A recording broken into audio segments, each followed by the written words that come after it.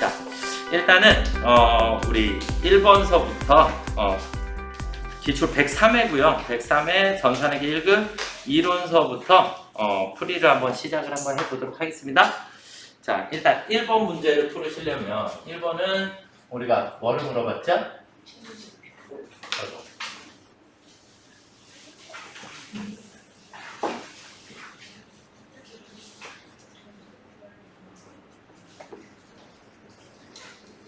자, 우리 재무제표의 종류가 몇 가지 있죠? 5가지가 있죠. 우리 뭐뭐뭐 있어요? 재무상태표, 손익계산서, 현금흐름표, 자본변동표, 주석. 이렇게 5가지가 있죠? 이해되시죠? 네. 자, 이 5가지는 당연히 외우고 계셔야 되는 거고. 자, 재무제표에 해당하는 것을 모두 고르면 몇 개인가 그랬으니까 5가지가 다 있나요? 네, 5가지가 다 있죠.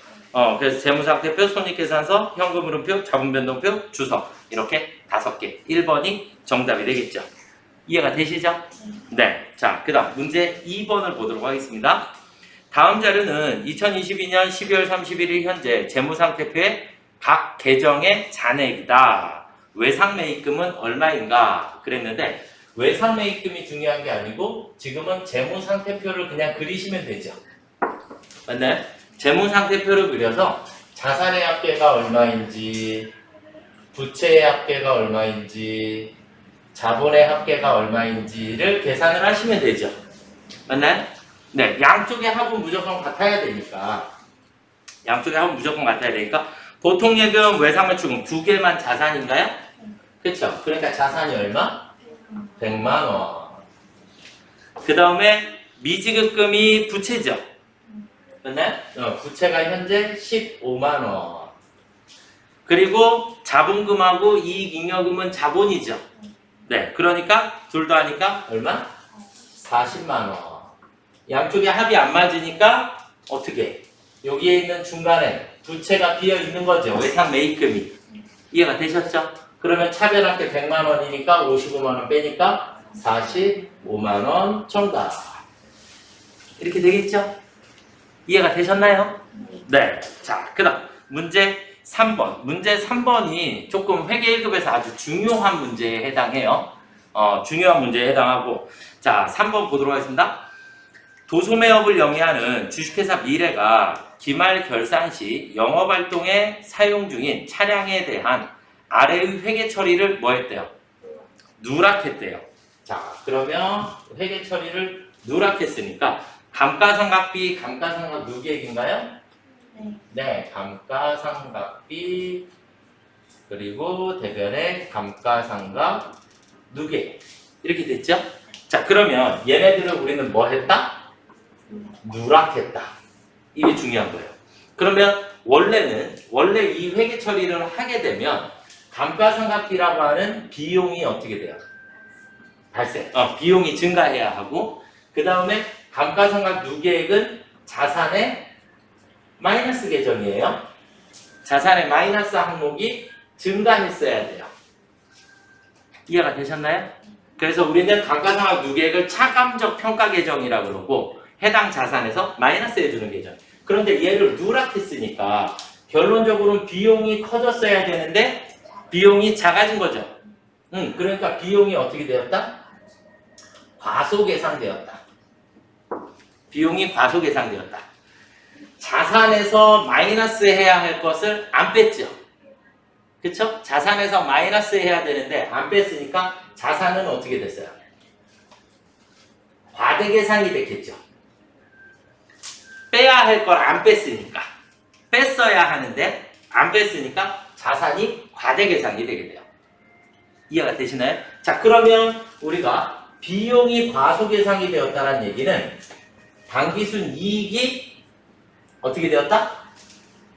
비용이 줄었으니까 이익은 늘어나겠죠. 이익이 과대계상되었다. 이익이 과대계상되었다는 얘기는 우리 회사의 전체 자본이 과대계상되었다. 이렇게 결론이 나와요. 이해가 되십니까? 그러니까 우리는 기본적으로 수익에서 비용을 빼야 당기순 이익이 나오는 거니까, 그쵸? 그런데 비용이 줄었다는 얘기는 이익이 그만큼 늘어났다는 얘기가 되는 거고, 이익이 늘어난다는 얘기는 내 돈이 늘어났다는 얘기니까 내 자본이 늘어나게 된다. 이런 효과가 생기는 거예요. 이해가 되셨죠? 자, 그러면 자산이 과대 표시된다. 그런데 유동자산이라고 해서. 근데 감가상각누계액은 뭐예요? 감가상각누계액. 얘는 비유동자산이죠.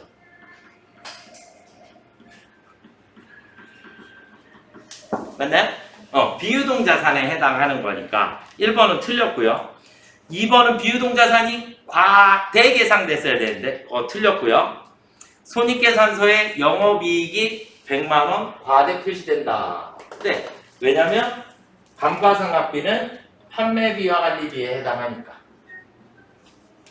판매비와 관리비에 해당하니까 영업이익이 과대 표시된다. 영업에 수익이 생기는 건 아니죠. 그쵸? 영업에 수익이 생기는 건 아니니까 그래서 정답은 3번이 됩니다. 이 문제는 별표를 쳐두시고 다시 한번 꼭 확인을 해주시기를. 이해가 되셨죠? 네. 자, 그 다음에 문제 4번 보도록 하겠습니다. 문제 4번을 보시면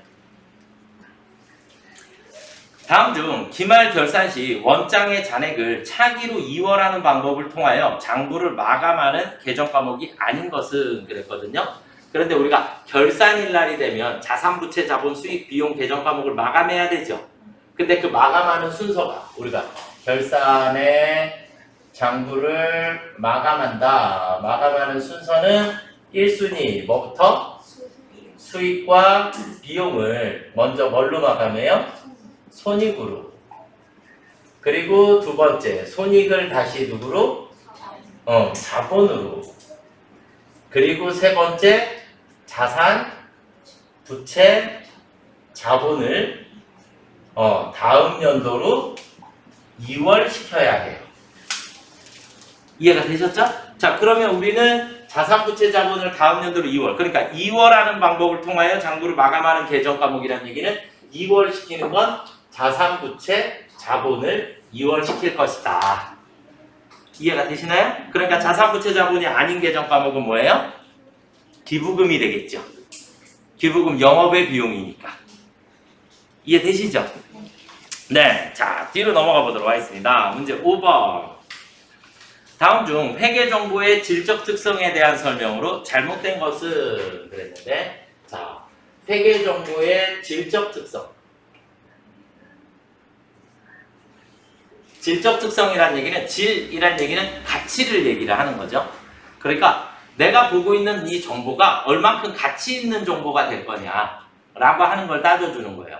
그러면 질적 특성의 전제 조건은 일단 이해 가능성이라고 하는 전제 조건이 있어요.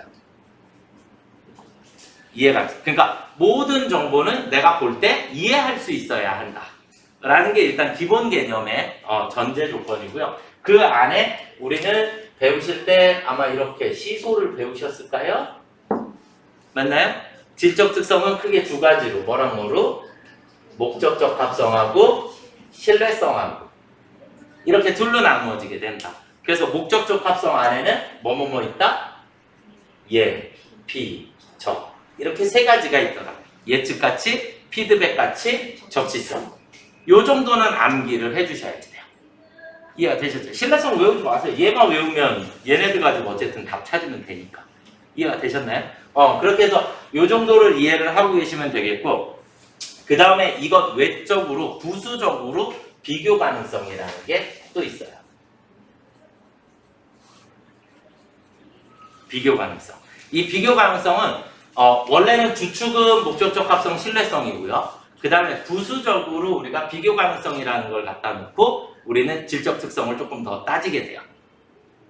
아시겠죠? 그러니까 비교 가능성은 과거와 현재를 비교할 수 있어야 되고, 또 그 다음에 기업과 기업 간의 비교를 할 수 있어야 되고, 이걸 제가 그래서 회계 처음 나올 때 우리 이런 거를 해요. 자, 당기순이익이 100억인 회사가 있어요. 당기순이익이 100억인 회사가 좋은 회사예요, 나쁜 회사예요? 좋은 회사인가요? 이게 내가 돈이 없을 때 하는 얘기인가? 안 그래요. 이거는 무조건 이 회사 전년도에 1조 원의 당기순이익이 있었다. 그럼 엄청 줄은 거죠. 맞나요? 그럼 다음 연도가 되면 문 닫을지도 모르는 상황이 생길 수도 있잖아요. 그렇죠? 이해가 되시죠? 그러다 보니까 이런 비교 가능성에 따라서 기업을 또 다른 면으로 평가라는 걸 해야 한다. 이해가 되셨나요? 네, 그렇게 보시면 될 것 같고, 자, 회계정보의 질적 특성이란 회계정보가 유용하기 위해 갖추어야 할 주요 속성을 말한다. 네, 질적 특성은 회계정보의 유용성의 판단의 기준이 된다. 그러니까 얼만큼 유용하게 써먹을 수 있는 거냐 라고 하는 거고, 회계정보가 갖추어야 할 가장 중요한 질적 특성은 목적 적합성과 신뢰성이다. 네, 비교 가능성은 목적 적합성과 신뢰성보다 중요한 질적 특성. 4번이 정답이네요. 질적 특성 더 중요하진 않고 중요한 건 목적 적합성, 신뢰성이고 거기에 추가적으로 우리가 비교 가능성이다 라고 하는 걸로 우리가 비교해 볼 수 있다. 그래서 4번이 정답이 됩니다. 자, 그 다음 문제 6번을 한번 보도록 하겠습니다. 다음 거래에 대한 회계 처리 시 나타나는 거래 요소의 결합관계. 거래 요소의 결합관계는 무조건 붕괴를 그냥 하시면 돼요. 무조건. 자, 지금 대여금과 이자를 현금으로 회수했죠. 그럼 우리는 차변에 현금이 들어올 거고 대변에 단기 대여금이 없어지나요? 네, 단기 대여금이 없어지고 이자도 받았죠. 그럼 이자 수익이 생기겠네요. 맞죠? 빙고. 그냥 이렇게 붕괴. 뭐 금액 중요하지 않으니까. 그러면 현금이라고 하는 자산이 증가하고 단기 대여금이라고 하는 자산이 감소하고 이자 수익이라고 하는 수익이 발생한다. 이렇게 되겠죠? 네. 그래서 자산의 증가, 자산의 감소, 수익이 가나 마 4번이 정답이 되겠네요. 이해가 되시나요? 네. 자, 그 다음 문제 7번 보도록 하겠습니다. 문제 7번. 다음 중 자본에 대한 설명으로 가장 옳지 않은 것은 그랬어요. 자, 그럼 이제 우리가 자본 다 외우셨나요? 자본? 주식회사의 자본은 이거 나중에 이제 제가 수업 시간에 우리 원래는 다 배웠어야 돼요. 근데 기본적으로 전체 한 바닥을 또 써드릴 거예요. 그러니까 우리가 자본이다라고 하는 건 몇 가지로 분류해요? 5가지. 첫 번째 자본금, 두 번째 자본 잉여금, 세 번째 자본 조정, 네 번째 기타 포괄 손익 누계, 그리고 이익 잉여금. 이렇게 분류를 해요.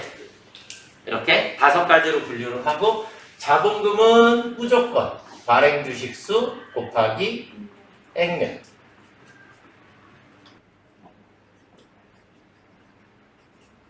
자, 그 다음 자본 잉여금 안에는 우리가 몇 가지 있죠?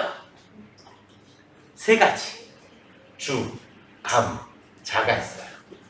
주식 발행 초과금, 감자 차익, 자기 주식 처분이익. 이렇게 3가지가 있고, 자본 조정이라는 것은 자본금과 자본 잉여금에 플러스 마이너스 할 것들이에요. 플러스 마이너스 할 것들인데 플러스는 아직 거래가 안 끝난 상태고요. 마이너스는 잉여금이 아니기 때문에 자본 조정에 있는 거예요. 그래서 얘는 자본 조정은 2가지로 플러스 항목과 마이너스 항목. 플러스 항목에는 신주 청약 증거금이라고 하는 게 있고 미교부 주식 배당금이라고 하는 게 있고요. 마이너스 항목엔 여기 있는 주감자가 다시 와요. 주감자 그리고 자기 주식이 있어요.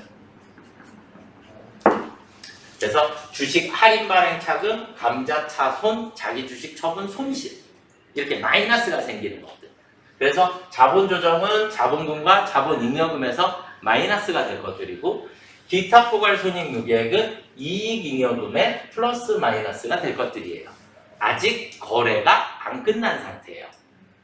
이걸 우리는 미실현 보유 손익이다라고 얘기를 하는데 그건 조금 나중에. 그래서 기타 포괄 손익 누계액에서는 여러분들이 외우셔야 될 게 매도 가능 증권 평가 손익이 있고 그리고 재평가 차익, 재평가 잉여금이 있어요. 요 2가지 정도는 또 암기를 해주셔야 되는 거고 나중에 천천히 또 짚어볼게요. 자, 그 다음에 이익잉여금은 영업활동의 결과로 남는 돈이 생긴 거예요. 그래서 여기에는 우리가 이익 준비금이라고 하는 법정 적립금이 있고요. 그리고 임의 적립금이라고 하는 게 있고, 그리고 미처분 이익잉여금이라고 하는 게 있어요. 그러니까 우리 아까 앞에서 당기순 이익이 생겼다. 이익이 생기면 자본이 과대 계상된다 그랬죠. 그 이익이 바로 얘예요. 미처분 이익잉여금 당기순이익. 당기순이익은 자본으로 다시 들어오게 돼요.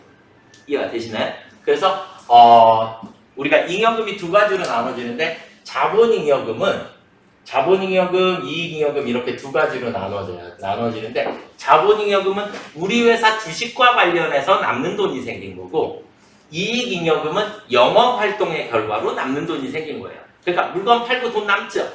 그건 다 이익잉여금이 될 거고 이해되셨나요? 우리 회사 주식을 비싸게 발행을 해서 거기서 돈을 벌었다. 그러면 걔네들은 다 자본잉여금이 돼요. 무슨 말인지 이해되시죠? 그래서 자본 요 정도는 또 머릿속에 도장처럼 또 쿡 찍어 두셔야 합니다. 아시겠죠?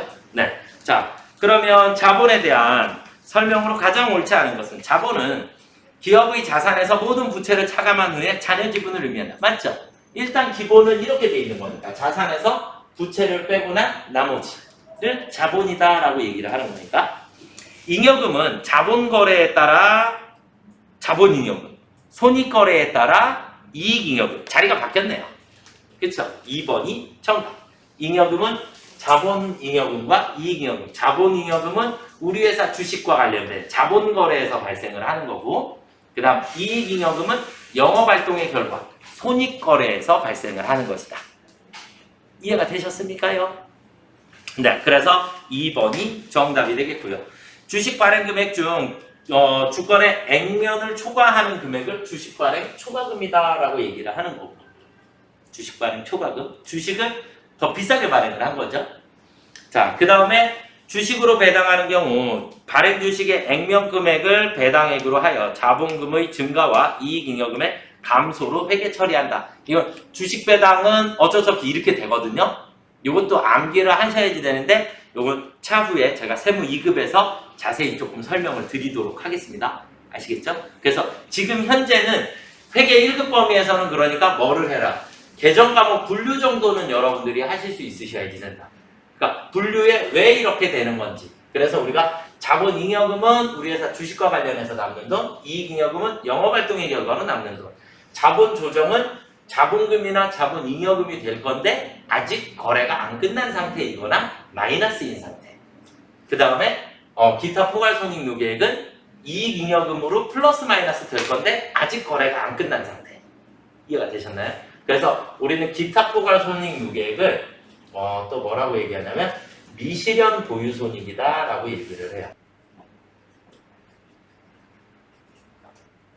미실현 보유손익이다 라고 얘기를 하는데 미실현됐다. 그러니까 보유하고 있기 때문에 손익 플러스 마이너스가 생겼다. 내가 가지고 있는 동안에 플러스 마이너스가 생겼다. 그런데 그게 실현이 됐다 안 됐다? 안 됐다. 이 미실현 보유손익의 제일 대표적인 게 여러분들이 그냥 이해하시기 제일 쉬운 게 아파트 값이 올랐어. 내가 살고 있는 집값이 올랐어 막. 올랐으면 나 돈 들어왔어요 안 들어왔어요? 안 들어왔어. 오르는데 뭐하러 왜 좋아해? 집값이 떨어져야 좋아요? 아니에요? 올라야 좋아요? 아, 집이 여러 채씩 있나 보구나. 저는 집이 한 채밖에 없어서 집값이 떨어져야 되거든요. 왜 떨어져야 되는지 아시나요? 그래야 내 집값 떨어지면 다른 집값도 떨어지죠. 그래야 큰 집으로 이사가지. 집값이 올라가면 내 집값 1억 오르는데 큰 집값을 더 많이 오르잖아요. 그럼 나한테 돈이 더 많이 필요해. 그래서 집값이 오르는 건 별로 좋은 거 아니에요. 그래서 집값이 떨어져야 내가 더 큰 집으로 갈 수 있어. 그러니까 집값이 오르기를 바라는 사람은 누구예요? 집이 여러 채 있는 사람들만 집값이 오르기를 바라는 거예요. 집이 한 채인 사람은 집값이 계속 떨어져야 돼. 그래야 내가 빨리 큰 집으로 이사가요. 무슨 말인지 아시겠죠? 네. 자, 나중에 시간이 되면 또 얘기를 해드리도록 하겠습니다. 자, 어찌되었든 그래서 7번 문제의 정답은 자본잉여금, 이익잉여금이 자리가 바뀌었어요. 그쵸? 네, 그렇게 보시면 될 것 같고. 자, 문제 8번으로 넘어가 보도록 하겠습니다. 다음 중 기업회계 기준에 의한 수익 인식 기준으로 가장 옳지 않은 것은 그랬어요. 이것도 조금 별표 쳐두시고 우리 시험 문제 재고자산 단원에서 너무 많이 나오는 시험 문제이기 때문에 여러분들이 조금 잘 알아두셔야 합니다. 수익 인식은 일단 크게 두 가지로 재화와 용역으로 일단 조금 나누어지고요. 재화의 공급이라는 게 있고 용역의 공급, 서비스해 주는 거. 그래서 재화의 공급은 물건을 파는 거잖아요. 물건을 파는 거니까 재화의 공급은 재화를 인도했을 때가 기준이고요. 내 재화를 상대방한테 줬을 때를 기준으로 하고 용역의 공급이다라고 하는 것은 용역의 공급은 서비스예요. 그러니까 서비스는 내가 얼마만큼 진행해줬니? 라고 하는 진행률을 따져요. 몇 프로 진행해줬냐? 이해가 되셨나요? 그래서 재화와 용역은 조금 달라진다. 기업회계 기준상에서. 그리고 우리가 추가적으로 암기하셔야 될 것 중에 이제 보기에 나와 있는 것들. 상품권은 팔았을 때 뭐라고 해요? 상품권은 우리 회사가 이마트야. 그러면 이마트면 이마트 상품권 팔죠? 고객한테 돈 받잖아요. 그럼 돈 들어왔을 때 회계 처리 뭘로 해요? 상품권을 판매했을 때. 상품권을 판매했을 때는 선수금이라고 해요. 선수금으로 회계 처리해요. 왜냐면 물건 팔았어, 안 팔았어요? 안 팔고 상품권만 주고 돈을 먼저 받은 거죠. 물건은 언제 팔려요?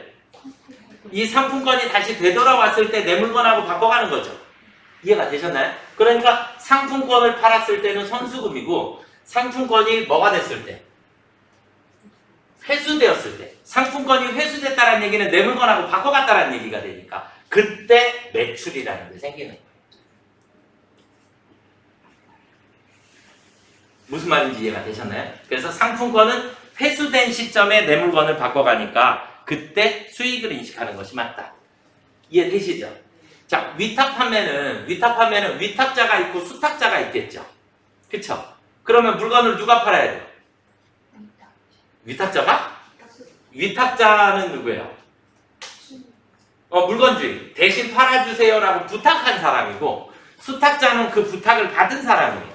부탁을 받았으니까 수탁자가 팔아야 매출이 생기겠죠. 그래서 위탁 판매는 언제 매출로 본다? 수탁자가 판매했을 때.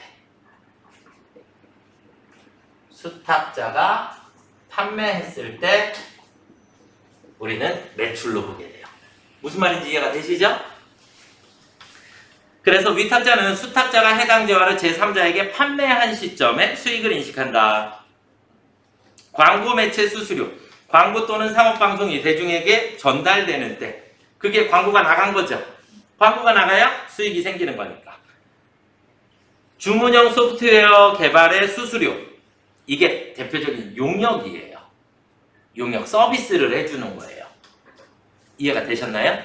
그래서 소프트웨어 좀 만들어주세요. 그래서 소프트웨어를 만들어주고 있단 말이에요. 그 소프트웨어를 만들어주고 있는 상태인데 그러면 소프트웨어를 전달했을 때 수익이 인식이 되냐? 용역이기 때문에 원칙상 진행률로 따져야지 되는 게 맞다. 예를 들어서 작업이 50% 진행됐습니다. 그럼 50%의 매출이 생긴 거예요. 무슨 말인지 이해가 되셨습니까? 네, 그래서 얘는 4번은 소프트웨어 개발 이런 것들은 용역에 해당하고 용역에 또 대표적인 게 뭐가 있냐면 건설업이 있어요. 건설업.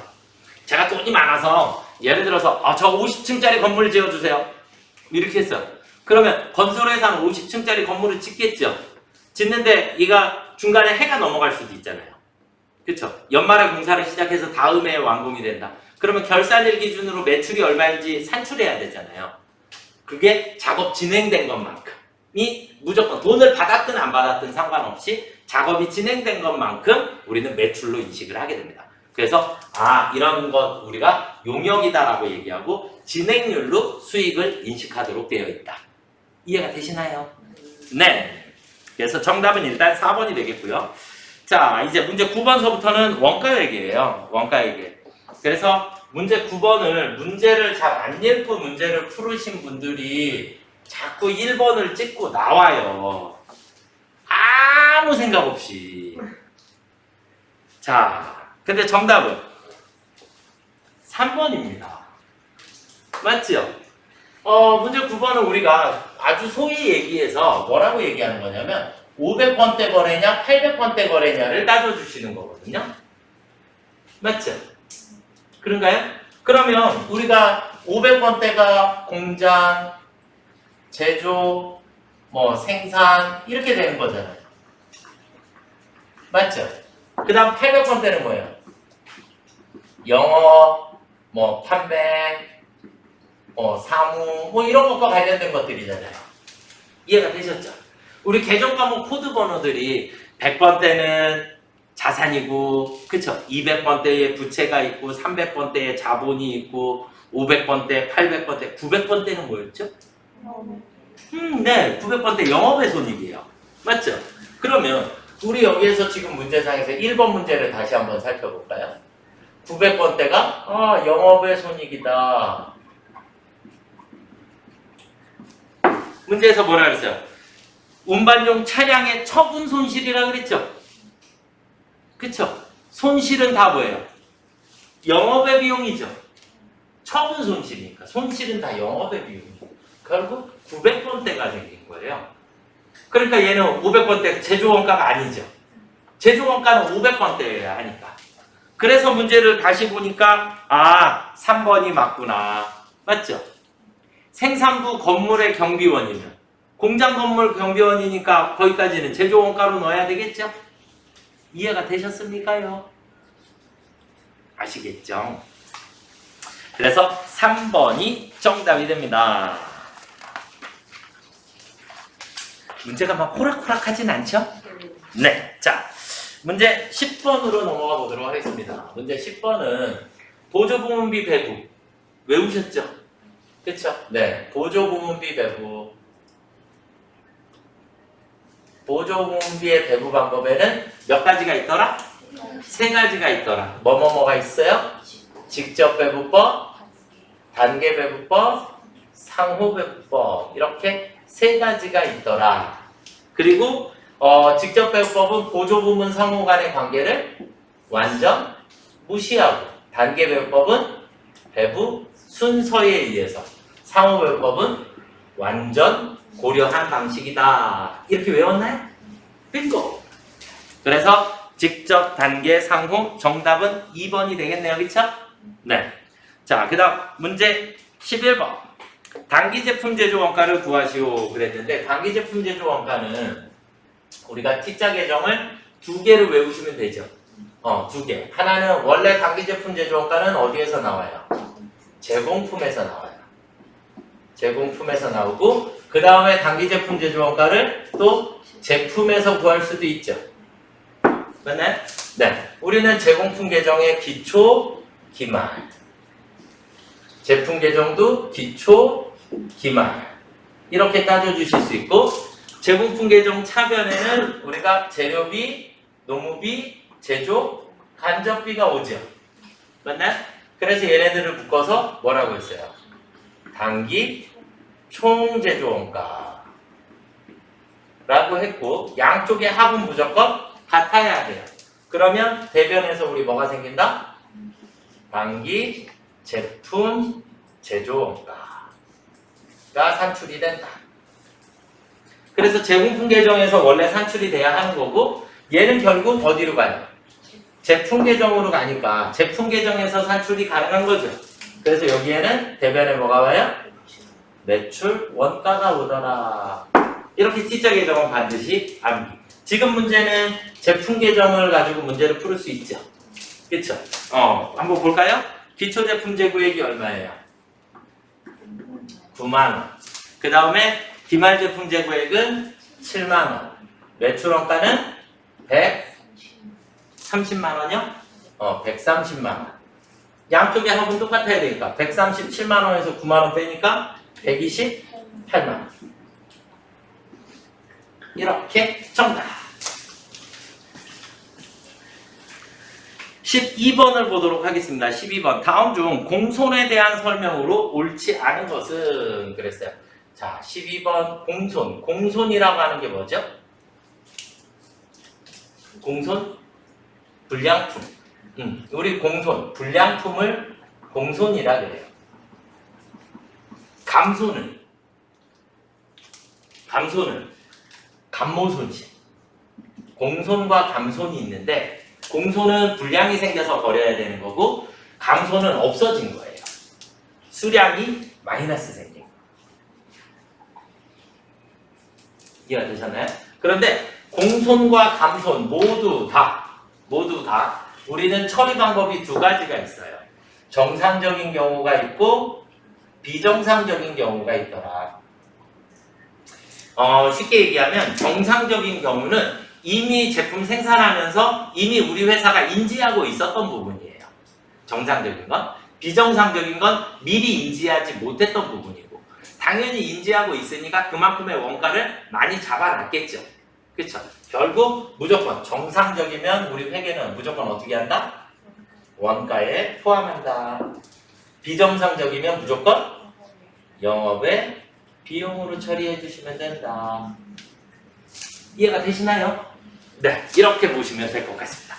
자, 그러면 공손에 대한 설명으로 옳지 않은 것은 공손품은 정상품에 비하여 품질이나 규격에 미달하는 불합격품을 말한다. 네.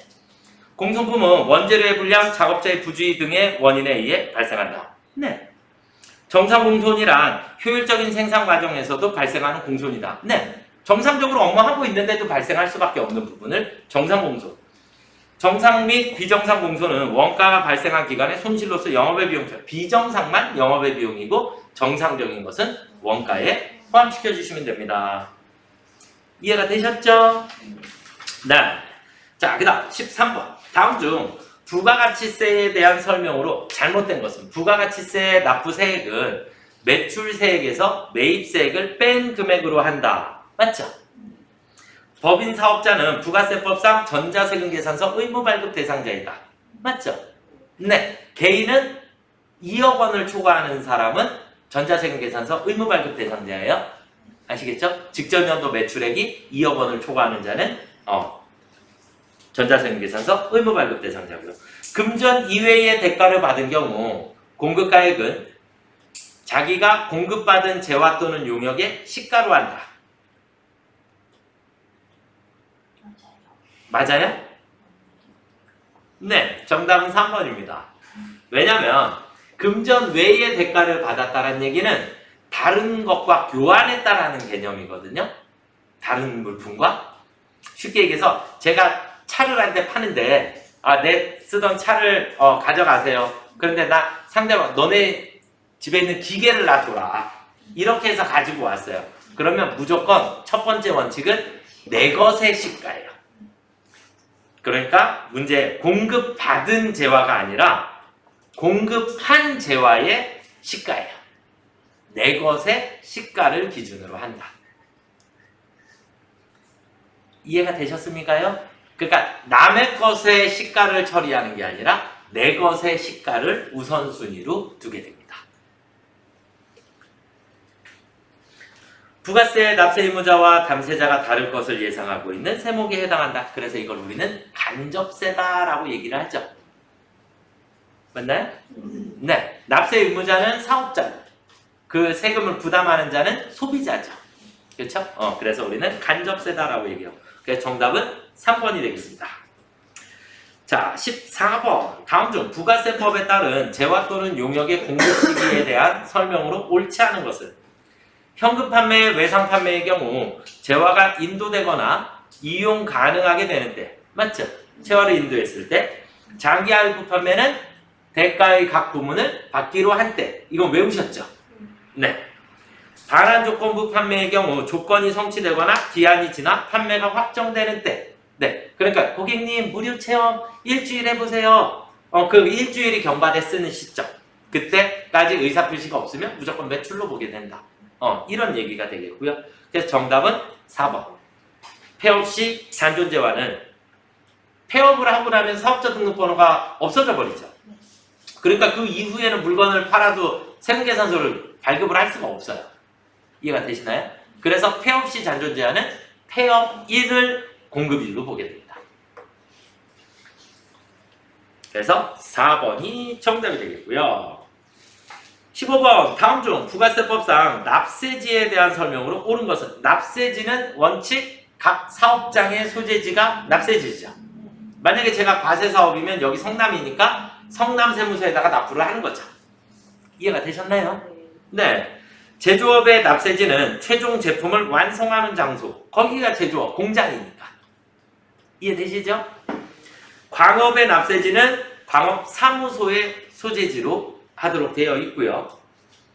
무인 자판기를 통하여 재화를 공급하는 사업의 납세지는 무인 자판기를 설치한 장소?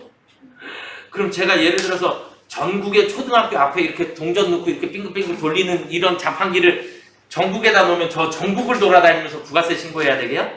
그럴 수 없다.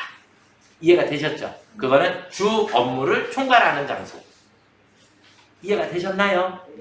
네, 여기까지 이론 문제를 다 살펴봤습니다. 어려웠었나요? 네, 자, 한번 개수들을 한번 세보실게요.